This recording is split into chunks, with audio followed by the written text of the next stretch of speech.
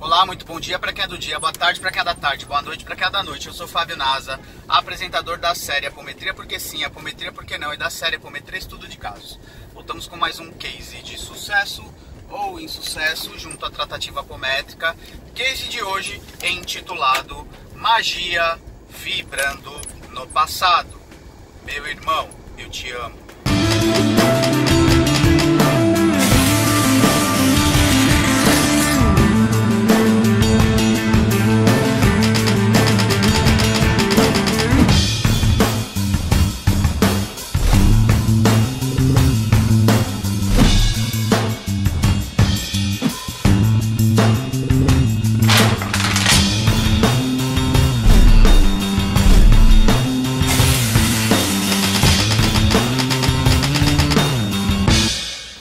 Voltamos com mais um case de sucesso ou insucesso junto à tratativa apométrica.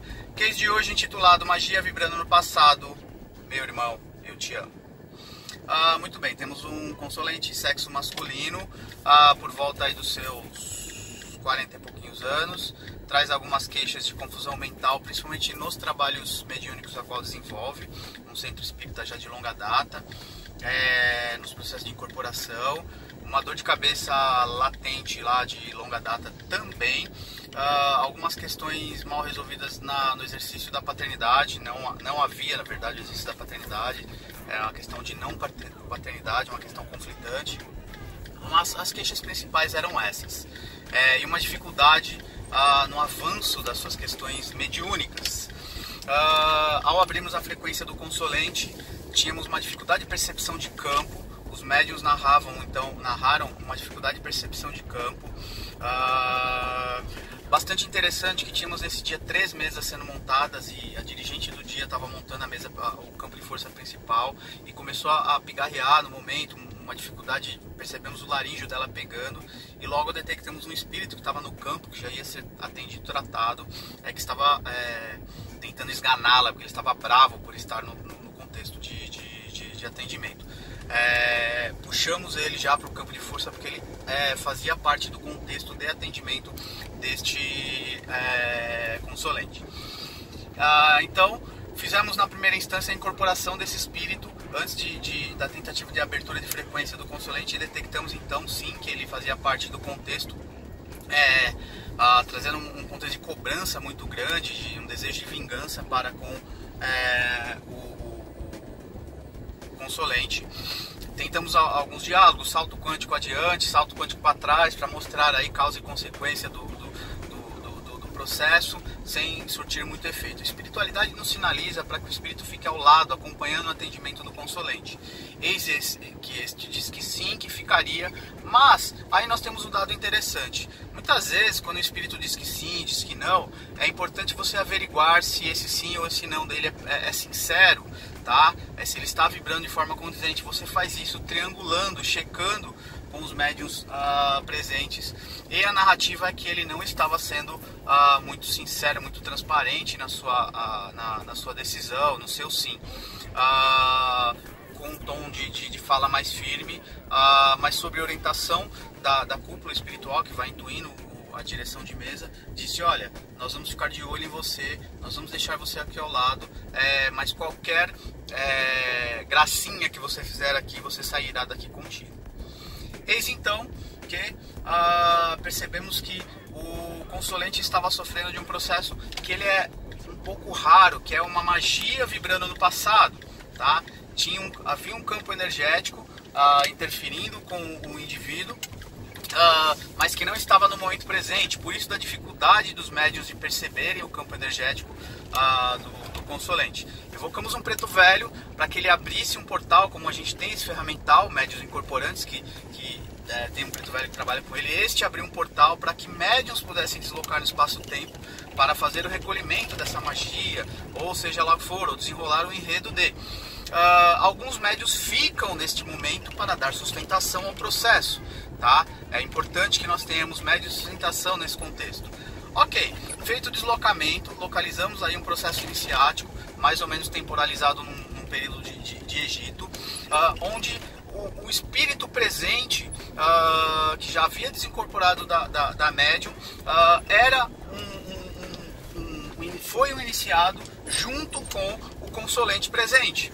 E por uma busca paterna, né, por uma busca de aprovação do mestre iniciado, o consolente presente passou a perna nesse espírito, que era um irmão de iniciação, e eis que este decai.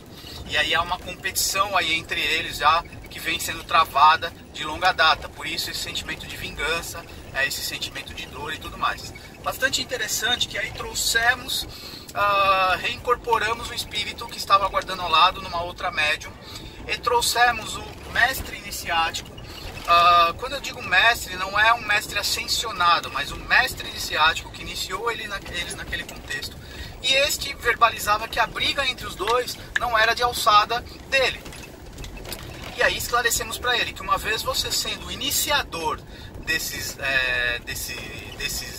dessa dupla, desses dois, ele tinha sim um vínculo de responsabilidade e que haveria de trabalhar para auxiliar aí na pacificação aí dos fatos. Não sei se esse é o termo ideal a ser colocado aqui.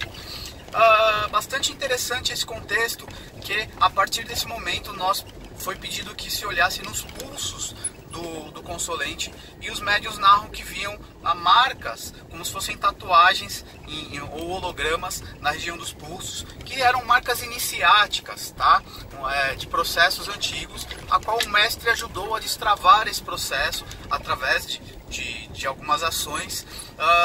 E eis então que a partir deste momento o espírito, que era o adversário dele lá naquele instante, começou a enxergar as coisas de outra forma, porque ele estava há tanto tempo nesse processo de vingança que ele nem se lembrava mais o porquê que ele estava fazendo isso. E aí, ao destravar essas marcas no pulso do consolente, este passa a enxergar o enredo e entender o que havia acontecido, ainda no sentimento de cobrança, de raiva e tudo mais, cobrando justiça. Eis então que nós colocamos o consolente e o espírito frente a frente para que o consolente pedisse desculpas por ele. Rastreamos no espaço-tempo aí um amuleto que foi usurpado pelo consolente presente do espírito, devolvemos para ele, porque era um objeto de muito apreço, e aí inicia-se um diálogo de pedido de desculpas, pedido de perdão. Foi colocado para o consolente uma máxima muito importante: o seu pedido de perdão não te isentará da sua trajetória a ser percorrida aí, não atenua o fato, tá? Mas é uma forma de estabelecer vínculos. Começou-se a trabalhar esses contextos. Uma médium especializada em mandalas fez uma mandala para transmutar um pouco desse sentimento de raiva, de ódio, de mágoa que estava no campo presente. Eis então que a gente percebe a mudança do quadro do espírito, que começa a enxergar.